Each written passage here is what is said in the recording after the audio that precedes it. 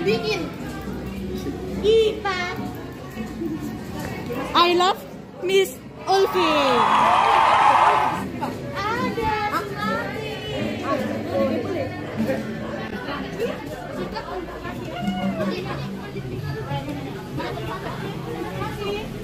Nah, sebelum kami ingin mempresentasikan IPA kami, ingin memperkenalkan anggota kelompok kami. Yang pertama ada saya, yaitu Rancang Gamelan Rapi atau bisa dipanggil Gama. Saya Gilbert Dikunda atau bisa dibilang Ibet. Saya Tadi Kalau biasa dipanggil Rianti.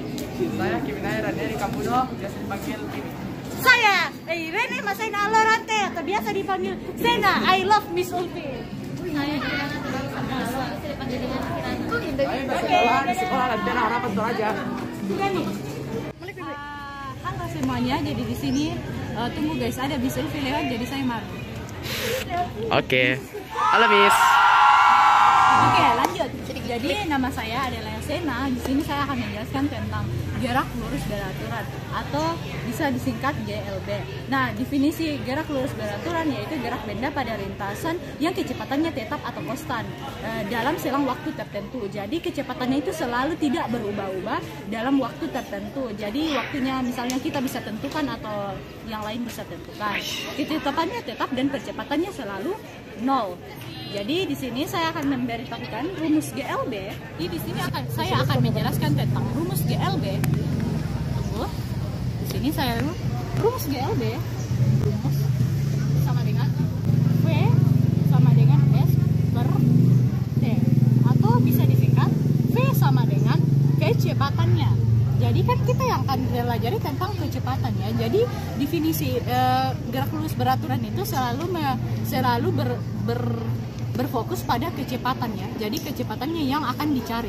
Kecepatan itu selalu sama setiap waktu, tidak akan berubah-ubah. Di sini rumusnya yaitu di sini adalah kecepatan.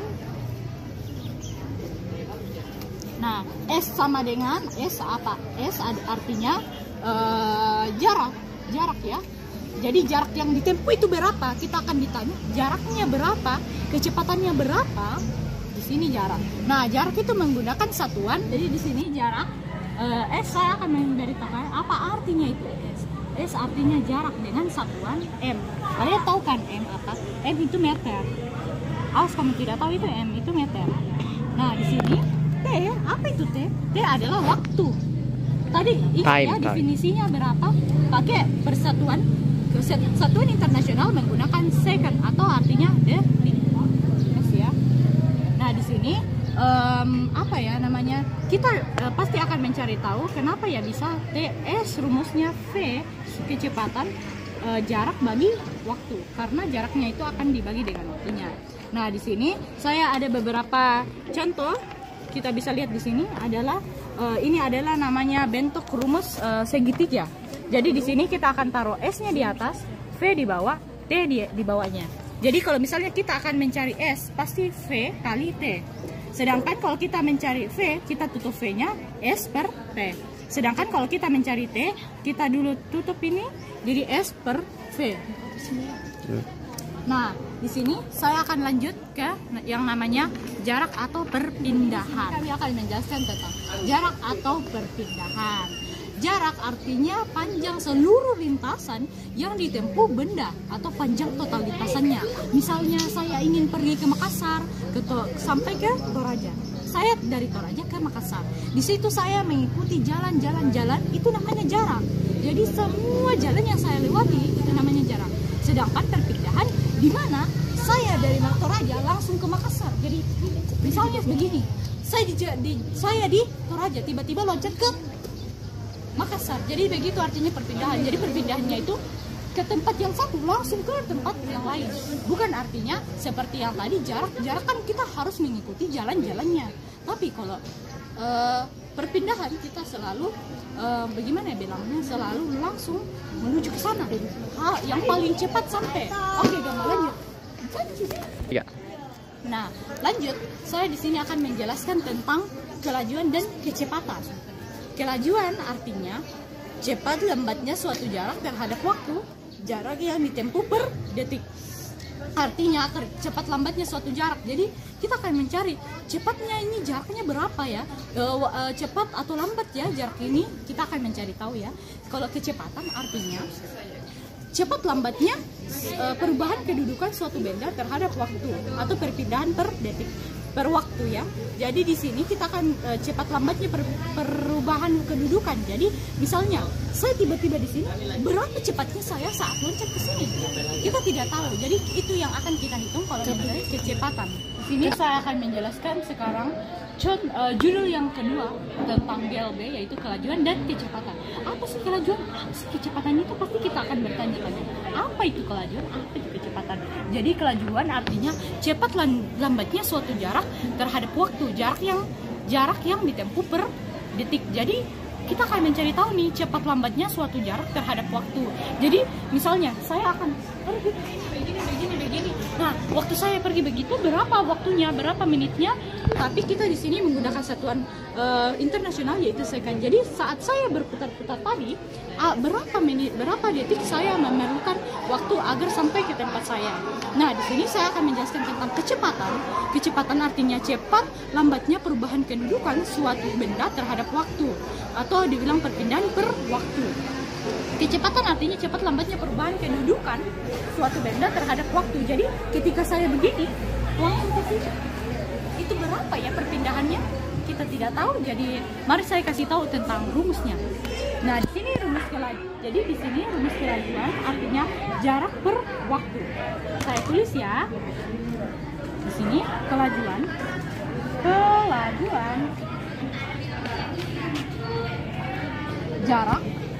Jarak artinya apa? Di sini jarak bagi waktu.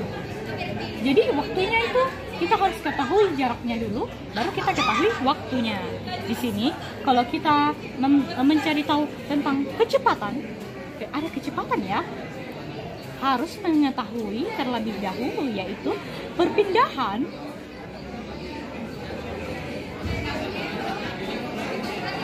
bagi waktu. Jadi kita harus ketahui ketika kita mencari kecepatan, kita harus ketahui dulu berapa perpindahannya, kan? Nah, lanjut di sini saya akan memberitahukan sedikit. Di sini saya akan memberitahukan beberapa simbol-simbol yang berada pada kelajuan atau kecepatan. Yang pertama ada V besar. V besar itu artinya kelajuan rata-rata, kelajuan. Nah, kalau V kecil itu kecepatan. Nah, S itu sama dengan jarak. Nah, yang kedua S itu. S itu kan tadi S besar ya. Jadi di sini ada 2 S, guys. Ada S satu lagi tentang perpindahan. Nah, ada juga 1 T. Kita harus T itu artinya waktu. Berapa waktunya? Kita cari tahu. Jadi di sini saya akan memberikan 1 contoh soal tentang kelajuan dan kecepatan. Di sini ada pertanyaan begini. Contoh, Roni berlari dari A ke B, kemudian berbalik ke C. Jarak yang ditempuh Doni dari A ke B ditambah B ke C adalah. Nah, di sini kita akan mencari tahu jaraknya. Terlebih dahulu, kita akan mencari tahu A, B. Kan kita ingat ya, kalau kita ingin mencari kecepatan dan kelajuan, kita harus mengetahui dulu jarak dan perpindahannya. Nah, di sini saya akan memberitakan tentang jaraknya terlebih dahulu. Nah, kita ketahui jarak itu adalah seluruh hitungan lintasan. Jadi A ke B, terus C ke B juga. Jadi kita tambah A ke B itu sama dengan 10 ya. A ke B itu sama, A ke B itu sama dengan 15 cm. Nah, terus B ke C sama dengan 5 cm. Jadi Roni berlari, setelah itu kembali ke sini. Nah, di sini jarak sama dengan 15 cm ditambah 5 cm sama dengan 20 cm.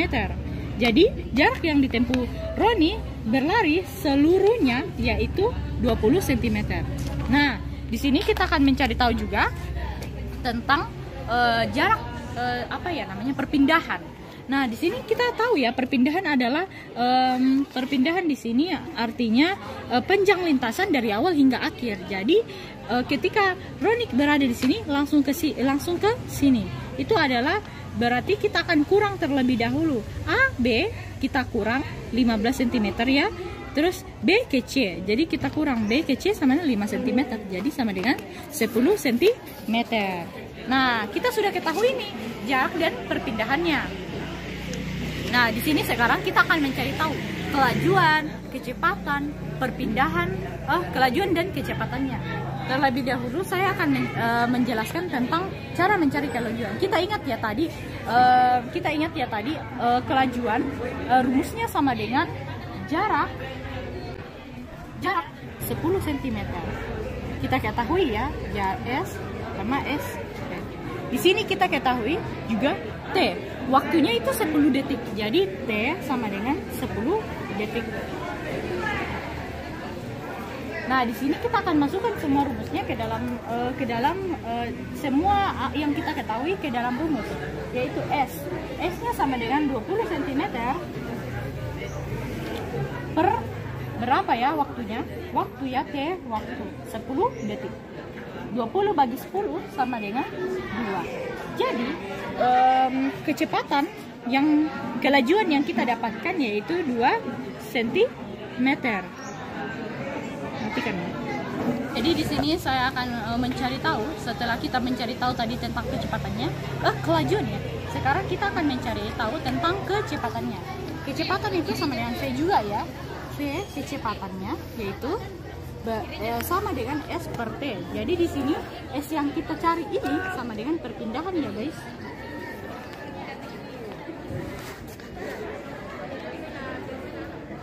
Perpindahan. Nah, kita ketahui perpindahannya berapa tadi? Perpindahannya itu sama dengan 10 cm ya. Nah, di sini juga kita akan ketahui juga tentang waktu. Waktu yang diperlukan tadi 10. Nah, di sini yang kita ketahui ini dimasukkan ke rumusnya. Jadi V sama dengan 10 per 10 ya. 10. Jadi 10 bagi 10 sama dengan 1 meter per second. Jadi contoh kayak penerapan dalam kehidupan sehari-hari seperti perjalanan kereta api. Ketika kereta api jalan atau mulai berangkat, itu kecepatannya selalu konstan atau artinya selalu tetap. Tidak bisa kereta api itu tiba-tiba saat kecepatannya tiba-tiba 10, tiba-tiba jadi 15, tidak bisa. Kecepatan kereta api itu selalu tetap atau konstan. Nah, kalaupun ada keterlambatan dalam sampainya di stasiun tersebut, berarti saat pemberangkatannya juga ada keterlambatan.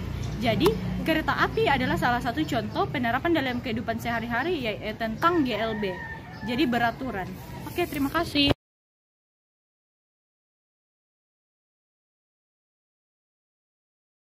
Terdapat contoh soal, sebuah balok berada pada lantai licin ditarik oleh gaya 40 Newton. Jika perpindahan dari balok tersebut adalah 17 meter, maka seberapa besarkah usaha yang dilakukan pada balok tersebut? Nah, di sini diketahui adalah gaya sebesar 40 Newton, perpindahan adalah 17 meter. Nah, kan yang diketahui ditanya adalah seberapa besar ke usaha. Jadi, rumus dari usaha adalah W sama dengan F dikali S. Nah, di sini F adalah 40 dikali dengan 17. Jadi 4 kali 17 adalah 680 Joule. Nah, di sini terdapat penerapan dalam kehidupan sehari-hari, yaitu troli mainan. Nah, benda tersebut akan diam jika tidak diberikan gaya, namun jika troli mainan didorong, maka akan bergerak. Nah, dengan kata lain, gaya yang diberikan pada troli tersebut menyebabkan benda tersebut bergerak dari titik semula ke titik akhir, sehingga troli tersebut dikatakan melakukan usaha.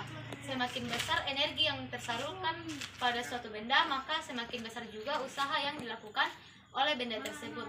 Di sini akan menjelaskan definisi awal dari hukum Newton 1 dan hukum Newton 2.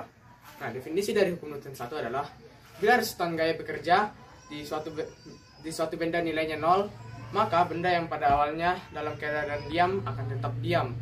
Sementara benda awalnya yang dapat keadaan bergerak akan tetap bergerak dengan simbol kecepatan yang sama. Simbol dari hukum Newton 1 adalah sigma. Maaf, tulisan saya jelek. Ya. Aduh, ya tulisan saya jelek, jadi ya maklumi. Sigma F sama dengan 0. Karena benda ini tidak akan bisa bergerak, karena jika benda mempunyai resultan gaya, maka dia akan tetap dari 0, maka dia juga tidak akan bergerak juga. Dia mempertahankan kediamannya. Nah, contoh-contoh dari penerapan dari kehidupan sehari-hari dalam hukum Newton 1 adalah pada waktu itu Gama ingin pergi ke suatu tempat. Dia berjalan menggunakan motornya, lalu dia berjalan dengan cepat dan tiba-tiba ada kucing lewat. Dia langsung mengerem mendadak, maka badan dari Gama terlempar ke depan.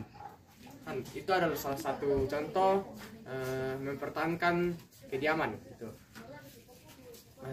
Kalau hukum Newton 2, definisi awalnya adalah dalam hukum Newton 2, definisi awalnya adalah percepatan yang dihasilkan oleh resultan gaya yang bekerja dalam suatu benda sebanding dengan resultan gaya dan sebanding dengan berbalik dengan massa bendanya. Dalam rumus hukum Newton 2 adalah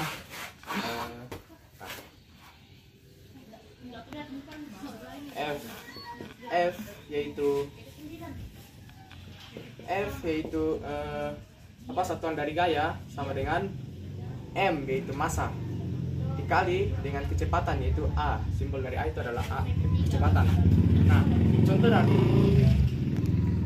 hukum Newton 2 adalah dia membawa barang sebesar 10 kg dengan motornya dengan percepatan 150 meter per second. Contoh dari hukum Newton 1 adalah dia membawa motor. Contoh dari hukum Newton 2 adalah pada suatu hari dia membawa barang sebesar 10 kg dengan motornya yang berkecepatan 150 meter per second. Nah, yang ditanyakan berapa resultan gaya yang dikeluarkan oleh Deo. Nah, kita tinggal Pos. Ya. Nah, seperti kita ketahui bahwa simbolnya adalah rumusnya adalah F yaitu seluruh kumpulan dari gaya sama dengan massa dikali percepatan. Berarti yang kita ketahui adalah M-nya itu sama dengan 10 kg dan A-nya sama dengan 150. Nah, dia tinggal masukkan rumus nih. F sama dengan 10 kg dikali 150 meter per second. Nah, jika kita kalikan, maka hasilnya adalah 1500. Oke, sudah.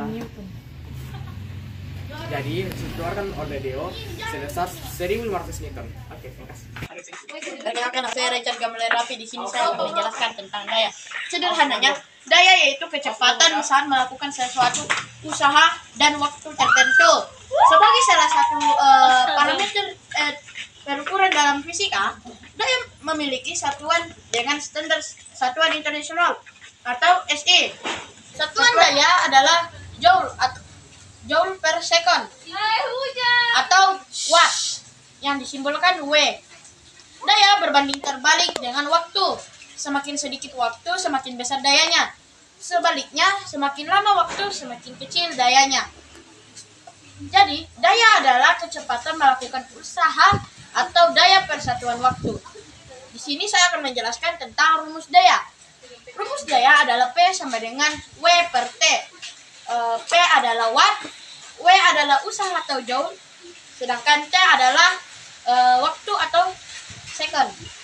Di sini saya memiliki contoh soal.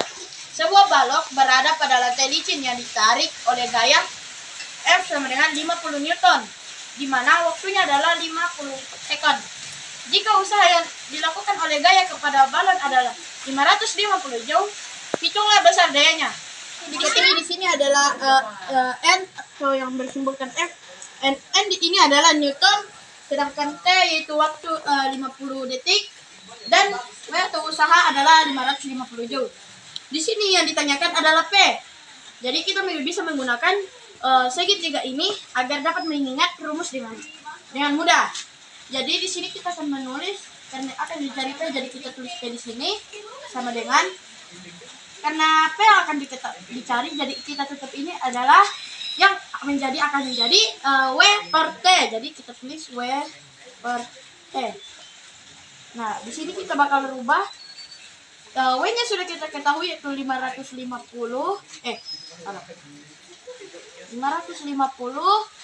dan waktunya adalah 50 detik. Jika ini dibagi akan menghasilkan yaitu 11 watt atau P atau P sama dengan 11. Dan ini adalah daya.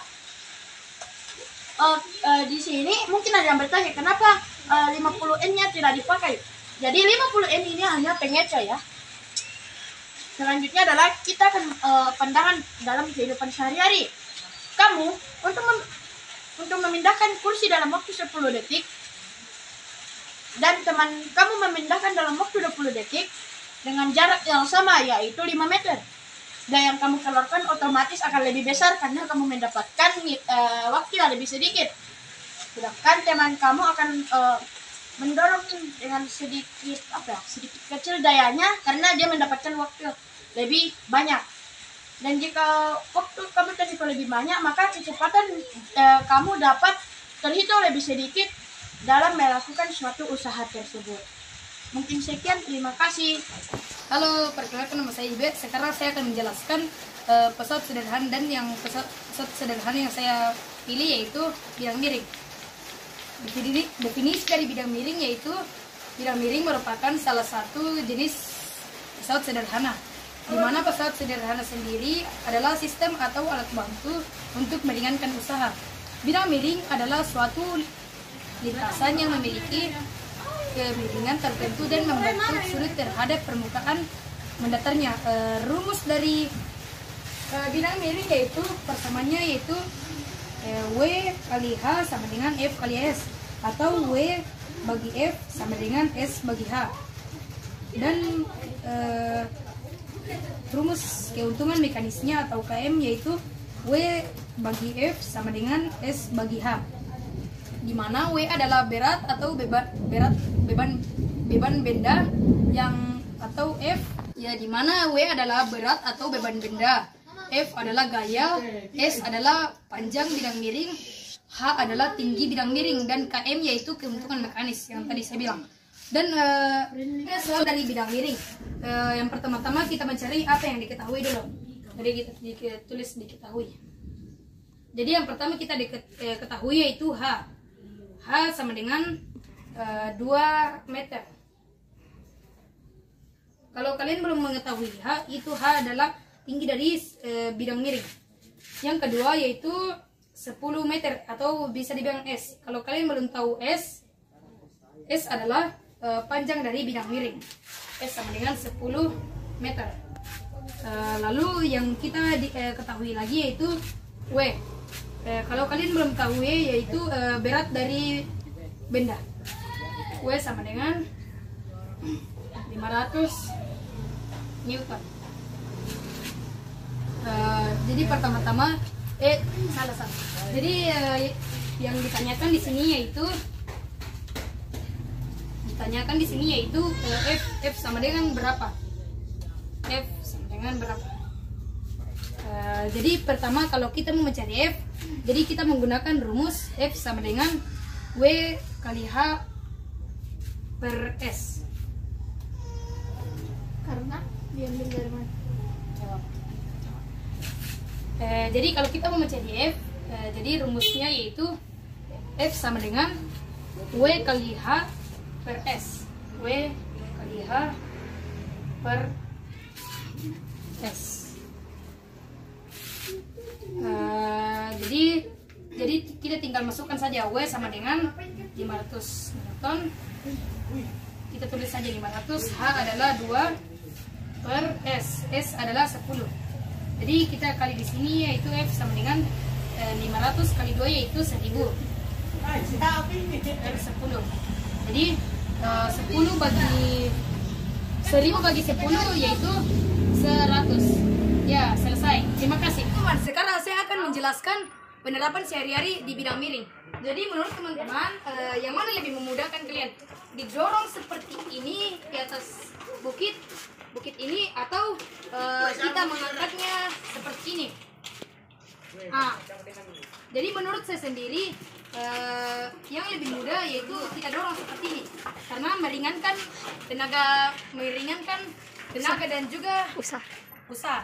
Jadi itulah kegunaan dari bidang miring, memudahkan setiap pekerjaan kita seperti kalau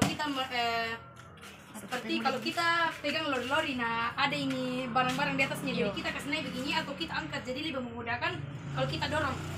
Sekian dan terima kasih. Halo semua, perkenalkan nama saya Rianti Limangdani Kalwa, dan pada kesempatan kali ini saya akan membahas mengenai GLBB ataupun gerak lurus berubah beraturan. Jadi GLBB merupakan kecepatan yang terjadi secara berurutan terhadap waktu-waktu tertentu di mana lintasan gerak benda tersebut merupakan garis lurus. Kecepatan benda dapat berkurang secara berurutan ataupun dapat bertambah secara berurutan. Sederhananya, GLBB merupakan gerak lurus yang kecepatannya selalu berubah, namun percepatannya tetap. Nah, di sini GLBB memiliki beberapa rumus. Yang pertama yaitu rumus kecepatan. GLBB memiliki beberapa rumus. Yang pertama yaitu rumus percepatan, di mana percepatan merupakan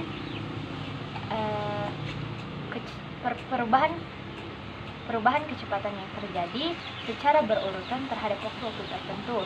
Kecepatan memiliki rumus yaitu A sama dengan VT dikurang V0 per T, di mana A merupakan simbol dari percepatan, VT merupakan simbol dari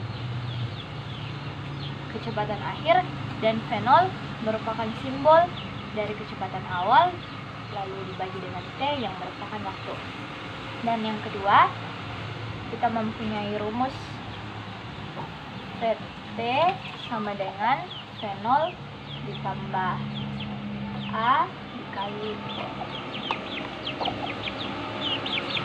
dimana kita akan mencari kecepatan akhirnya, dimana kita akan menambahkan kecepatan awal dengan percepatan lalu dikalikan dengan waktu. Lalu di sini kita juga mempunyai rumus jarak yaitu S sama dengan V0 dikali T ditambah 1/2 A kali T pangkat 2, dimana jika kita ingin mencari jarak, kita dapat mengalihkan kecepatan awal dengan waktu, lalu menambahnya dengan 1/2, lalu dikalikan dengan percepatan, dan waktu kita pangkatkan 2. Lalu kita juga bisa mencari jarak dengan V0 pangkat 2 ditambah dengan VT per 2 dikali dengan T. Di sini kita bisa menggunakan dua rumus sesuai dengan apa yang diketahui di dalam soal. Dan yang terakhir yaitu kita juga bisa mencari VT dengan rumus VT kuadrat sama dengan V0 kuadrat ditambah 2 dikali A dikali S. kita bisa mencari VT kuadrat dengan mengalihkan kecepatan awal kuadrat ditambah 2 dikali percepatan dikali dengan jarak. Nah, di sini saya memiliki satu contoh soal, yaitu pada suatu perlombaan kuda, seekor kuda berlari dengan kecepatan awal 4 meter per second dan percepatannya 4 meter per second kuadrat. Lalu ditanyakan, tentukanlah kecepatan awal kuda setelah menempuh jarak 30 meter. Nah, di sini kita sudah mengetahui bahwa kecepatan awal kuda adalah 4 meter per second dan percepatan kuda adalah 4 meter per second kuadrat, serta jarak yang ditempuh adalah 30 meter.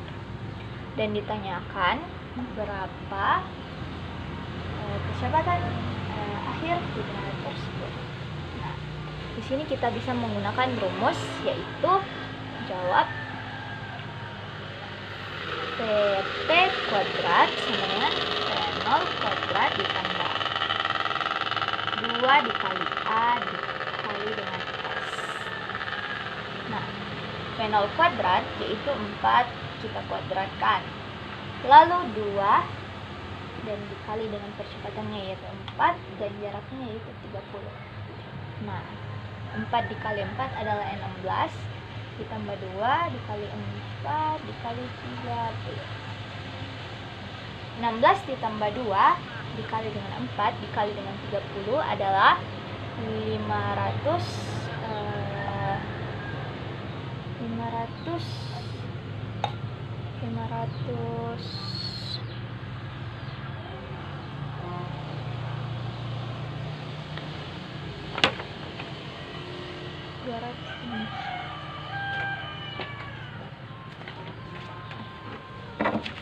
masalahku yang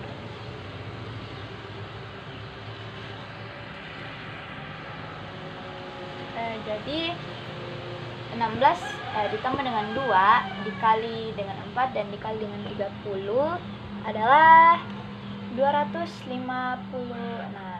Nah, ini adalah VT kuadratnya. Sedangkan yang ditanyakan yaitu VT-nya saja.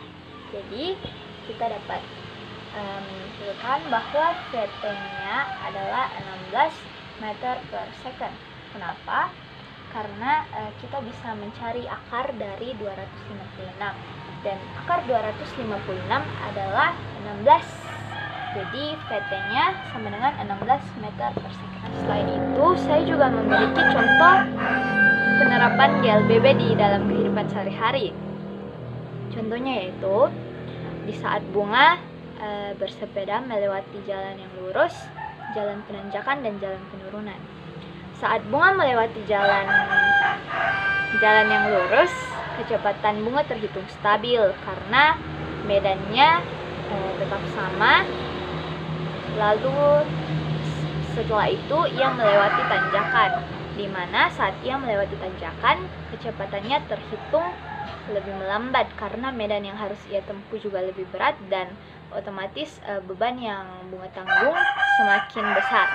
Lalu setelah itu bunga melewati jalan penurunan, di mana kecepatan bunga terhitung berubah, di mana kecepatannya akan ia akan lebih cepat dibandingkan saat melewati jalan yang menanjak dan jalan yang lurus, karena pasti beban yang bunga tanggung akan semakin ringan karena medannya juga mulus untuk dilewati karena itu juga ada bidang miring. Lalu dapat disimpulkan bahwa kecepatan benda itu akan selalu berbeda-beda tergantung dengan kondisi dan juga waktu yang ada. Akan tetapi percepatannya akan selalu sama. Saya juga mendapatkan bahwa kecepatan benda itu akan berkurang ataupun akan bertambah secara berurutan terhadap waktu-waktu tertentu. Demikianlah hal yang dapat saya sampaikan. Terima kasih, Tuhan Yesus memberkati. Kembali lagi bersama saya Rianti. Sekarang saya akan menjelaskan bagaimana kaitan kedaulatan Tuhan dengan konsep-konsep yang telah kami temukan, mulai dari GLB, GLBB, usaha, daya, bidang miring, ataupun salah satu jenis pesawat sederhana, serta hukum-hukum Newton. Jadi, segala hal yang ada di dunia ini, termasuk konsep-konsep tadi, tidak luput dari kedaulatan serta ketetapan Allah.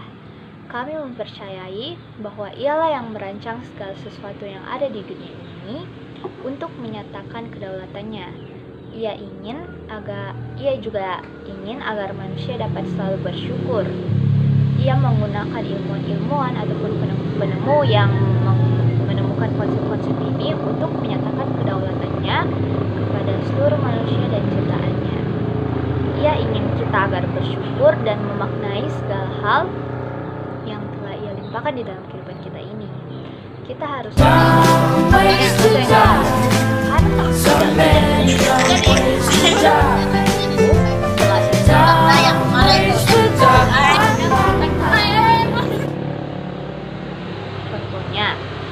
dengan GLBB dan GLB kita dapat mengetahui bahwa ternyata kegiatan kita sehari-hari itu mengandung unsur-unsur seperti kecepatan. Kita juga dapat mengetahui bahwa jika kita melakukan usaha akan terdapat daya ataupun tenaga di dalamnya dan banyak hal yang mempengaruhinya. Ia ingin agar kita tidak menyepelekan hal-hal yang kita anggap tidak terlalu penting, sehingga Ia mengajarkan kita konsep-konsep ini. Konsep-konsep ini akan membantu kita sekalian di dalam menjalankan kehidupan kita sehari-hari di waktu-waktu yang mungkin tidak terduga. Sehingga kita dapat mengatakan bahwa Tuhan itu sungguh mulia dan begitu memperhatikan umat-umatnya. Ia adalah kasih yang tidak akan pernah meninggalkan hal-hal yang Ia kasihi. Demikianlah hal yang dapat saya sampaikan. Akhir kata, terima kasih telah mendengarkan dan menyimak video kami dengan baik. Tuhan Yesus memberkati.